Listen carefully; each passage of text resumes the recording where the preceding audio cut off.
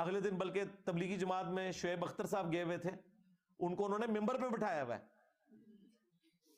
वैसे ये कहते हैं कि जी बगैर दाढ़ी वाले बंदे को मिंबर पे बिठाना जो है मिंबर रसूल की तौहीन है। फतवे वैसे इनके यही हैं, लेकिन जाहिर है कि अब दुनिया चेंज हो चुकी है, फतवे भी तो फिर वक्त के साथ चेंज होने चाहिए ना।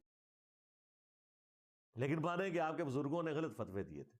हमारे नजदीक तो बगैर दाढ़ी वाले के पीछे नमाज भी दुरुस्त है, दाढ़ी इमामत की शर्त नहीं है।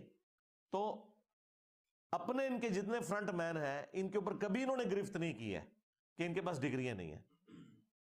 इलियास कादरी साहब कोई डिग्री नहीं, और उनके लाखों मानने वाले दावत इस्लामी वाले, क्या उनके पास डिग्री है जो दरसो बयान वाला सिलसिला कर रहे हैं? मैं खुद यानी ऑलमोस्ट 10 साल दावत इस्लामी में रहा हूं, दरसो बयान करते रहे अल्हम्दुलिल्लाह, कभी ये कोई इतराज इस तरीके से सामने नहीं आया।